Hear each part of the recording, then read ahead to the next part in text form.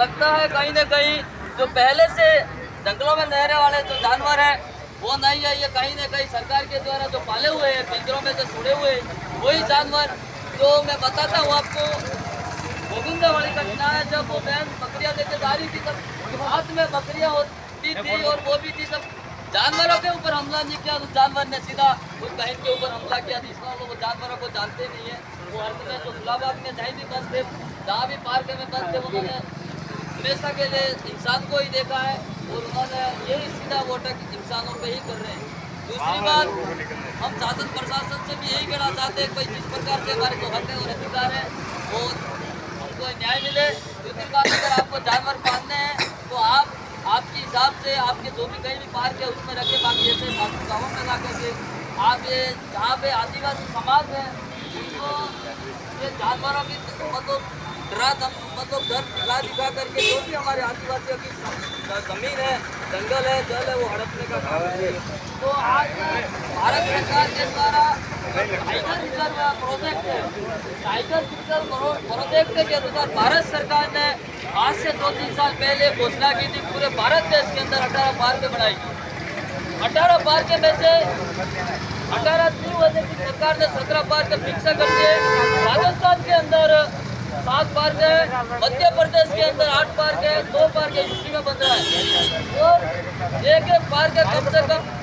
एक संभाग के किलोमीटर में 100-150, 200 किलोमीटर के दायरे में बनेगा। तो ऐसे राजस्थान के अंदर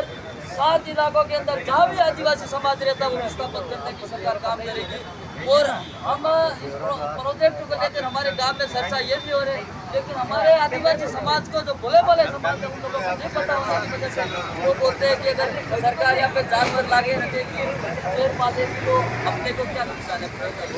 वही मैं बता देता हूँ आपको, साफ खबर, आज आदिवासी समाज के पास में 2-2 खेत है, 3-3 खेत है, 4-4 खेत है, फिर भी आने की तो चीज है हमें नहीं पता होता, लेकिन दाल से लगा करके तेल, सब्जी, आटा सब कुछ अपनी जमीन में पैदा करता है। फिर भी आज की इसकी इज्जत ये है कि वो 2 वक्त की हरी सब्जी के साथ रोटी नहीं खा सकता है, जैसा खाना चाहिए वैसा खा नहीं सकता है, जैसे बच्चों को पढ़ाना चाहता है वैसा पढ़ा नहीं सकता है, जैसा घर बना के रहना चाहता है वैसा रह नहीं सकता है, और जिस प्रकार से उसको जिंदगी जीनी होती है वो जी नहीं सकता है। अगर जिस दिन अपने पास से जो जमीन है हमारी अगर मिल जाएगी तो हम लोग हमारे परिवार को कैसे रहेंगे हम लोग। वो स्थिति आज टाइगर रिजर्व के नाम से राजस्थान के अंदर जो झाड़ोल तहसील है, झाड़ोल तहसील के अंदर 65 गाँव है, वो कोटड़ा तहसील है, कोटड़ा तहसील के अंदर 65 गाँव है। इस प्रकार के सरकार की जो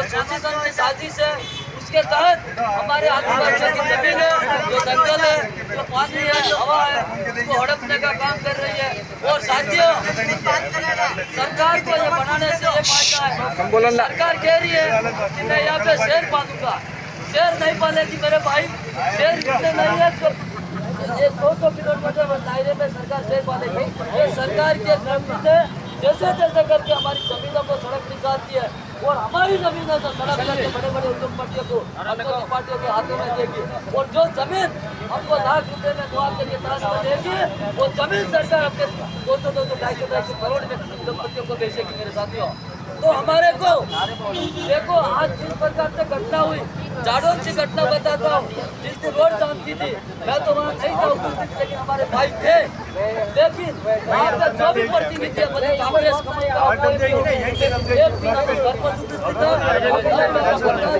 ना कोई हिम्मत था, वहाँ खाली युवा साथी को हमारे आदिवासी के नाते तो काम करते हुए तो शासन प्रशासन से नेताओं से भी कहना चाहता हूँ, अगर समाज के साथ में इस प्रकार की घटना होती है तो आप कहाँ देर में जाके बीच के समाज सुन जाते हो, और जब वोटों की बारी आती है तो तुम हाथ जोड़ते हुए गाँव। तो मैं कहना चाहता हूँ इसका बाईकाट से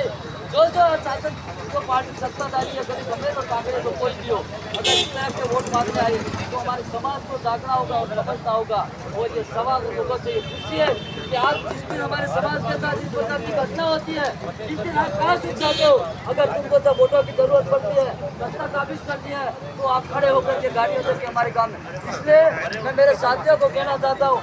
वोट की कीमत आप समझिए,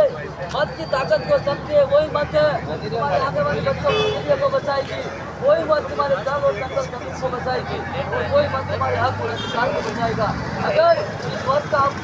राजा रजवाड़ा चाहता संत था, जब तक राजा शासन करता था, राजा गुजरने के बाद उसका बेटा उत्तराधिकारी बनता था। लेकिन हमारे बाबा साहब अम्बेडकर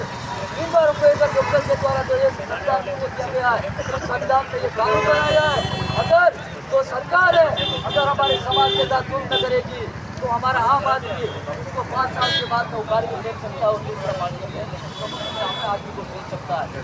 इस हमको इस मत का अधिकार को समझना चाहिए और मेरी बात को मैं यही विनम्र करता हूँ। सभी मेरी बात सुने सबको, साथियों को जवान और जय भीम, जय आदिवासी।